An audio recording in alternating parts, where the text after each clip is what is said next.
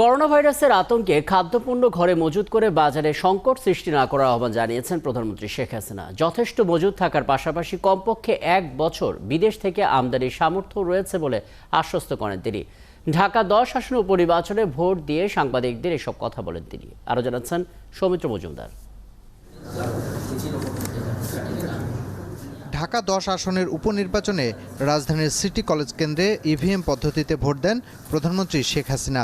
সঙ্গে ছিলেন কন্যা সাইমা ওয়াজেদ ও আওয়ামী লীগের প্রার্থী শফিউল ইসলাম মহিউদ্দিন।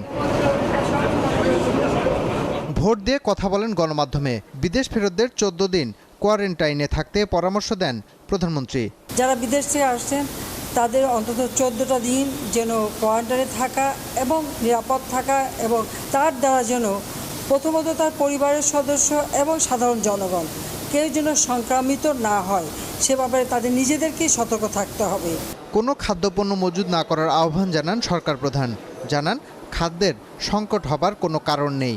আমাদের কিন্তু খাদ্যদ্রব্যের কোনো সমস্যা নাই।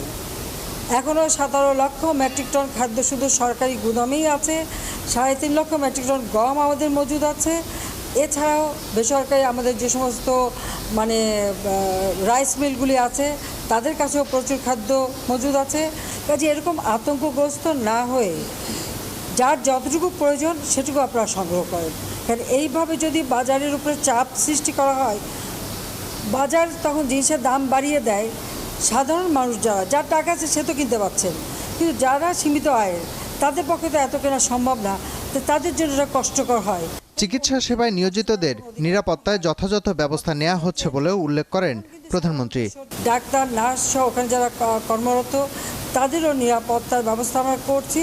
এছাড়াও আমরা ইতিমধ্যে বিদেশ থেকে এবং আমাদের দেশেও প্রস্তুত করা মাস্ক, পোশাক এবং সব ধরনের তাদের নিরাপত্তা যা যা প্রয়োজন সেগুলো আমরা সংগ্রহ অব্যাহত রেখে যাচ্ছি। স্বাধীনতা দিবসে জনসমাগম এড়িয়ে শহীদদের প্রতি শ্রদ্ধা নিবেদন করা হবে বলেও জানান প্রধানমন্ত্রী শেখ হাসিনা। সৌমিত্র মজুমদার, 71, ঢাকা।